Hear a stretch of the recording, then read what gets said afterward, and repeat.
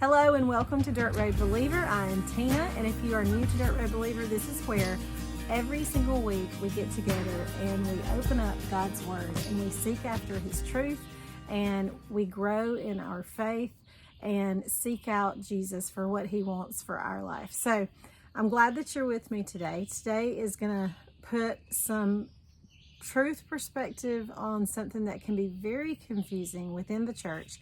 And so we are talking about the whole month of June, tangled up living. What does that mean? Tangled up living is what every Christian has to deal with. You know, we are in the world, but we are not of the world, but we still get tangled up in things that the world throws at us. And so last week's topic was tangled up with unbelievers. Well, this week we're talking about the tangles that occur within the church.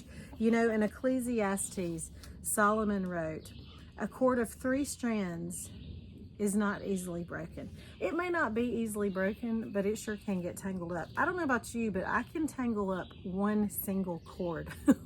When I have to set up sound systems and stuff, the microphone cords. How can one cord, when I vacuum out my pool, how can one cord get so tangled up on itself? So I really don't need any help getting tangled up and confused about things just on my own. But then when you add, you know, where 2 or more are gathered, well, Jesus may be there, but so are problems that present themselves and things that sort of get us all tangled up. So last week we said that the way to kind of untangle and get our thoughts clear is to have a very firm perspective on truth. And where does our truth come from? Here.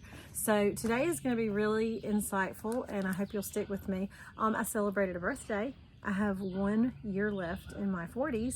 Yay.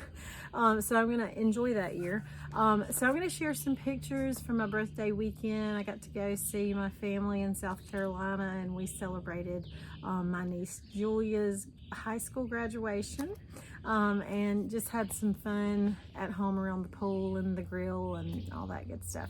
So I like having a summer birthday because you can get outdoors and enjoy it. So here are just a few pictures and videos from my birthday weekend, and then we are going to get into a very confusing but interesting topic, and that is getting tangled up within the church.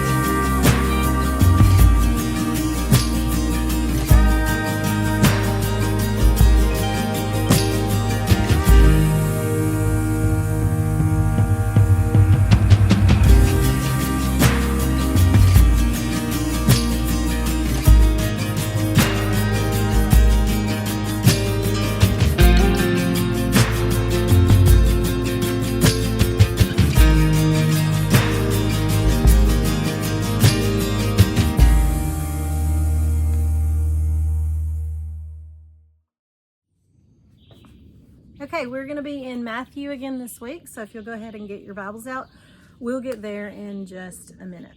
So, church. When we read about the church in Acts and the church, what Jesus meant for the church to be, we read a lot about unification, being of one body, being of one mind. And as wonderful as that would be, inevitably the church is made up of people. And even the church in Acts had people who were not unified in their beliefs and in their ways of living. And so it caused conflict within the church. And so we can get tangled up within the church. And today I just want to kind of lay out for you 3 types of people that the church is made up of, and why that causes, you know, those conflicts. There's a reason we have coined the term church hurt, because even within the church there are goings on and feelings get hurt. And so let's take a look at this. I want to lead you to another sermon, and I'm taking some thoughts from Tony Evans' sermon called The Conflict of Discipleship. It is so good. And so I am going to be presenting some of his thoughts, and I hope you will go listen to that. You can find it on podcast, on Spotify, or on YouTube. But it's by Tony Evans. It's called The Conflict of Discipleship. Excellent. And he also is preaching on Matthew 16, which is where we are today. So we're going to be looking at 3 types of people within the church. Number 1 is disciples, and they view the church as a hospital. Number 2, people who have been saved. And we'll talk about why they look at the church as a hospice. That's what the church is to them. And then there's another group of people, believers and non-believers alike, who look at the church as a marketplace. So let's go through these 3 types. First, we're going to start out with what the church was really meant for. And if we were all at church for this reason, then there would be unification. There would be, such a 3-strand strong, one mind, one purpose kind of church. But you'll see from the other 2, they get a little tangled. All right. So when we become saved, when we become a Christian, we are like a little baby, okay? We don't know anything, and the role of the church is to disciple believers so that we don't just, roll around in our infancy and need, baby milk all the time, but that we are growing in our faith so that we can then, in turn, once we are mature in our faith, we can then disciple the next new Christians that come along. And I said that disciples view the church as a hospital, okay? Tony Evans says it like this. It's so brilliant. He says that when you go to the hospital and you are sick, before you can get better, they have to do something that's going to hurt even worse. They have to do something negative to get a positive. In other words, as a child, I was terrified to go to the doctor because to make sure I was healthy or to correct a sickness that I had, they had to shove medicine down my throat. They had to put a shot in my bottom, and I did not like it because it was painful. And as adults, when we go, when people get a cancer diagnosis, they have to kill every cell in their body in order for it to get better. Chests have to be split wide open. Things have to be cut and worked on. When there is something wrong, a sickness, then that has to be corrected with something that is not pleasant to begin with. And that leads me to Matthew 16. Let's look at what Peter says. This is a verse we're pretty much familiar with, starting in verse 21. From then on, Jesus began to point out to his disciples, these were people he was discipling personally, that it was necessary for him to go to Jerusalem and suffer many things from the elders, chief priests, and scribes, be killed, and be raised the 3rd day. Peter did not like this. He says, "Oh, no, Lord, that will never happen to you." And Jesus turned and told Peter, "Get behind me, Satan. You are a hindrance to me because you're not thinking about God's concerns, but human concerns, what the world is concerned with." So see, Peter was a disciple. He was following Jesus. But then when he heard something that was going to hurt, that didn't line up with his own agenda or the way he thought things should go, oh, no. We don't want suffering involved now. We don't want pain. And what does Jesus say? That's the devil's way of thinking. When you are a disciple, you have to be willing to die to yourself and say, not my will, Jesus, but your will. And he goes on in verse 24. Jesus says to all of his disciples, if anyone wants to follow after me, let him deny himself, take up his cross, and follow me. For whoever wants to save his life will lose it, but whoever loses his life because of me will find it.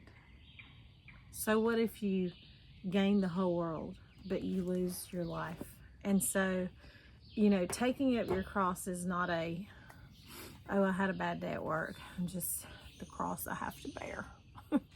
It's death. It's dying daily to what you want and asking Jesus, what is it that you want in my life? And in order to really begin to live, then we have to say, not what I want. Take out the knife, do the surgery so that my soul and my life can cultivate your purpose in me. Tony Evans says it like this: some people, their spirit is saved, but their soul is not saved. Why is it that we look around us and we see Christians who are just an absolute wreck? They're struggling with addiction and, horrible family lives, and it seems like they're no different than the world, because their spirit might be saved. They may be going to heaven, but the church to them is more like hospice. That's what Tony Evans says, and I think this is so on point, because hospice just makes you comfortable while you're dying. We provide a nice place, a nice bed, an air-conditioned place. We sing lovely songs to you, and you get to hear a good, encouraging sermon and be around people who really make you feel better. But you're still dying because you haven't come to that place in the faith that says, okay, Jesus, take out the knife. I'm not going to like it. I'm going to be a lot like Peter and say, oh, no, that will never happen. See, Jesus is too good to put me through any pain. What did Jesus do for us? If we are to be disciples of Jesus, then we must meet up with suffering. We must meet up with death. We have to die to ourselves. And when you get that mindset and you meet up with Jesus and you say, okay, Lord, not my will but yours. He's got the knife ready. He's ready to do surgery on you so that you can turn from your old ways and live a life to him. That's when you're truly living, when your church is a hospital. And that's an important thing. If you're looking for a church, that's an important thing to look for. Are they discipling from little bitty kids all the way up to centurions? Is there discipleship going on in your church? Okay, that leads me to a third group. So we've got people who have a hospital for a church. They're disciples of Christ. We have people who, their spirit is saved, but they're still living like the world. Church is a hospice. We're going to make you comfortable while you die. And then the third group could be believers or non-believers, but they view the church as a marketplace. What does that mean? Okay. When you are using the church to satisfy a personal need, that's when the church is a marketplace to you. And this could, so you are, and these are people who may truly be an integral part of their church. They invest in their church, but they're investing, it's a transaction. They're investing in their church in order to get a return. So it could be they're looking to get family equity. I have seen people go to church their entire life every single Sunday because of a grandparent or a parent, because it is building equity within their family. Okay? Financial equity. I have witnessed people who give huge amounts of money to the church, but it's for financial reasons, maybe a big tax write-off. Maybe because they really do. I want to do something good with my money. I'll give it to the church. But there's no relationship with Christ. And what about business equity? Oh, I made some good contacts at church. These are good people. They got money. They Yeah, I can make business contacts. There's business equity within the church. What about social equity? A lot of people need friends. And they're like, well, that would be a good group of friends. They're good people. They're encouraging. They call. They check on you. If you're not there, they miss you. So building social equity through the church. And I've also seen this, charity equity, causation equity. I have a cause, and it's a good cause. Now, I don't use the church for this, but I'm involved in a charity, a nonprofit that feeds people. So, okay, I'm feeding people.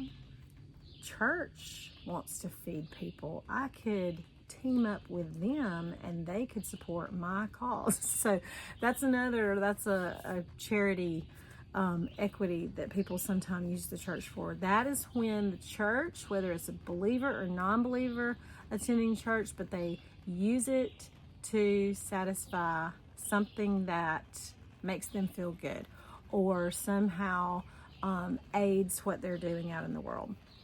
So let's back up and remember, what did Jesus do when he came into the temple and he saw it being used as a marketplace for people's own benefit? It made him really mad.